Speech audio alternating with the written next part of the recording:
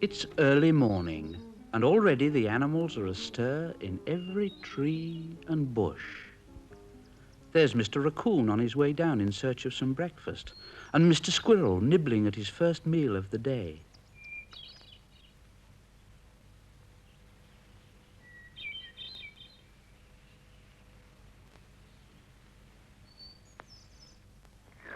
But some animals are sleepyheads, and on this particular morning, Mr. Hamster just can't wake up.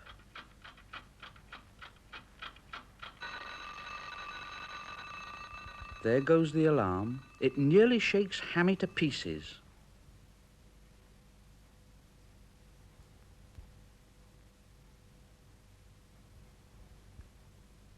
With a heave, he tumbles out of bed and ambles downstairs. He's still half asleep, but he manages to find the kitchen. What a terrible sight it is. The whitewash hasn't been put away. The sink is cluttered with dirty dishes. And the rubbish is still in the bin. He's so ashamed for not having cleared up the night before, he rushes out of the house. The fresh morning air makes him feel a lot better, so he decides to take a little walk. It's his first exploration since he came to the neighborhood. Everything is new and exciting.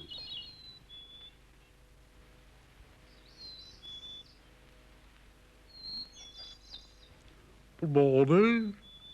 Good morning. Oh, good morning.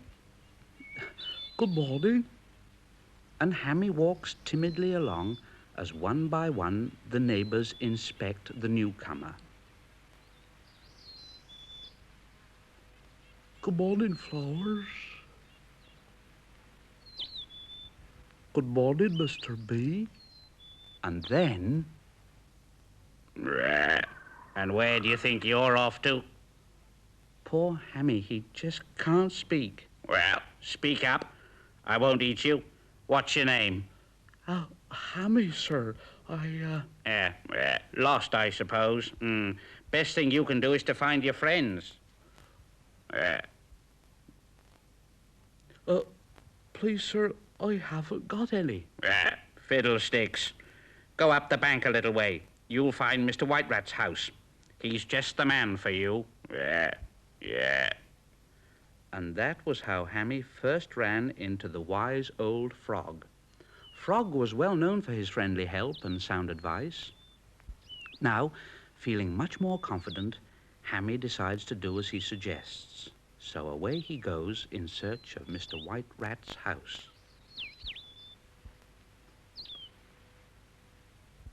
Soon he comes to a little hill and scrambles up to the top and looks over and goggles with excitement.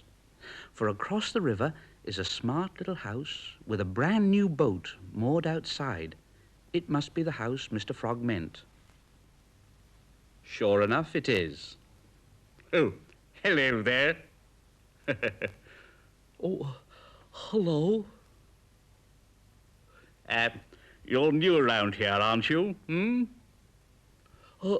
Yes, that's right. I moved in yesterday. Mr. Rat starts to get into his boat. Would you like to come fishing? Oh, yes, please. Fine. I'll come over and pick you up. He unties his boat and steers his craft across.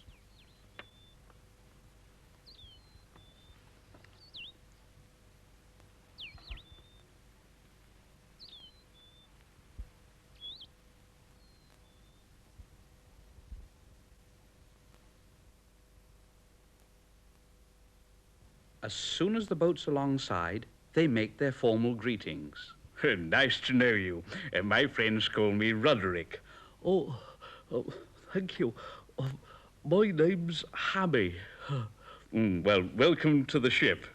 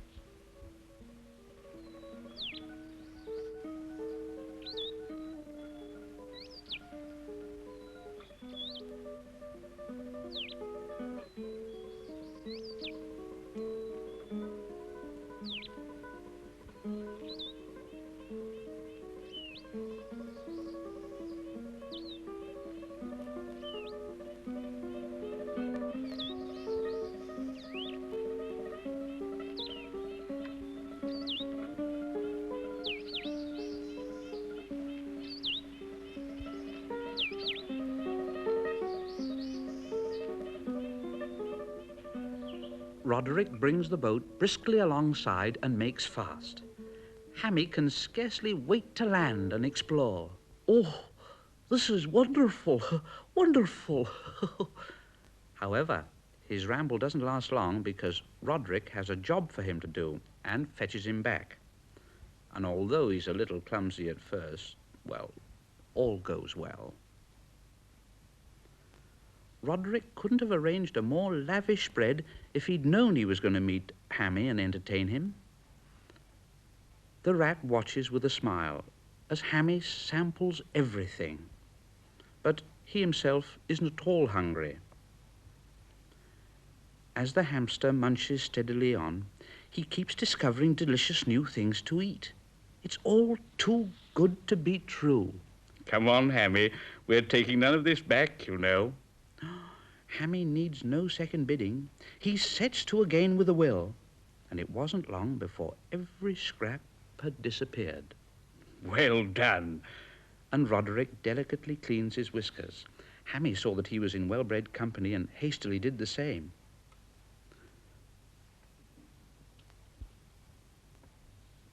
Well, what would you like to do now, Hammy? Oh, Roderick, I'm so full I can hardly move. I know the very thing. And then the rat, who was a great fisherman, begins to unload his tackle. First the rod, and then the line. Oh, what a struggle it is, but soon all is ready, and the rat sits down to wait.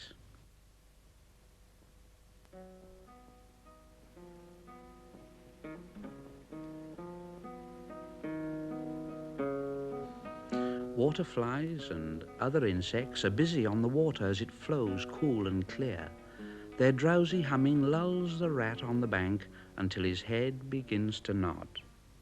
While he's dozing, Mrs. Duck comes past with her mischievous brood.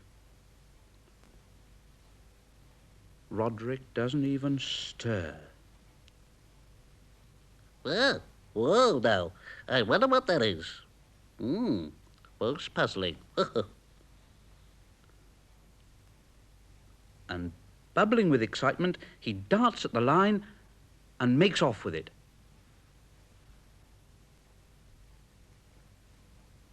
Jerking Roderick out of his slumbers. Oh, what a tug of war it is. First the duckling, then the rat. On and on went the struggle, until at last Roderick pulls the duckling ashore.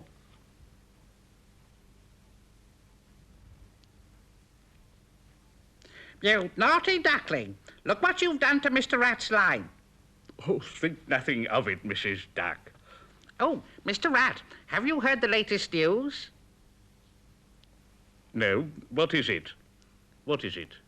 Well, it seems there's a stranger in the neighborhood. Oh? What sort of a stranger? Well, it's a fearsome animal, so they say. I was just taking my ducklings home to safety. Yes, and very wise, too.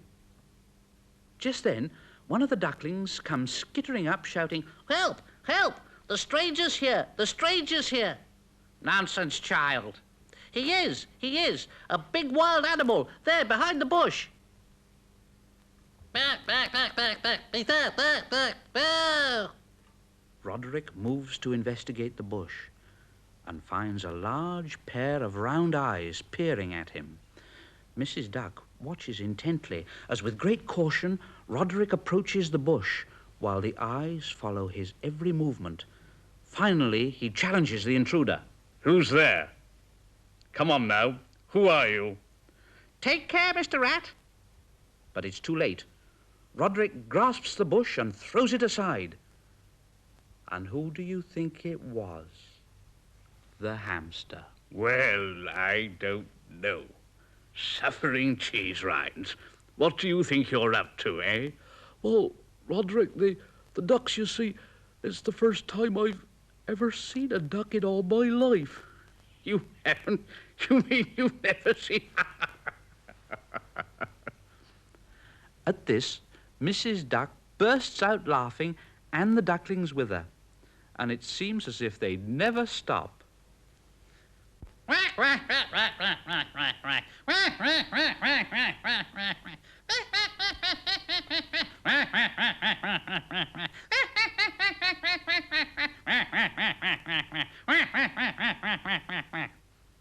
As for Hammy, he was not amused.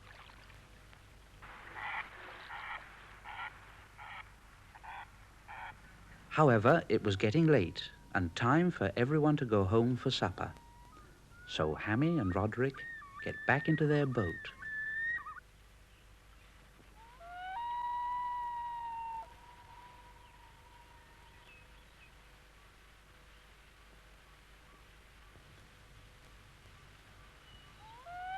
Hammy rubs himself ruefully, feeling very foolish.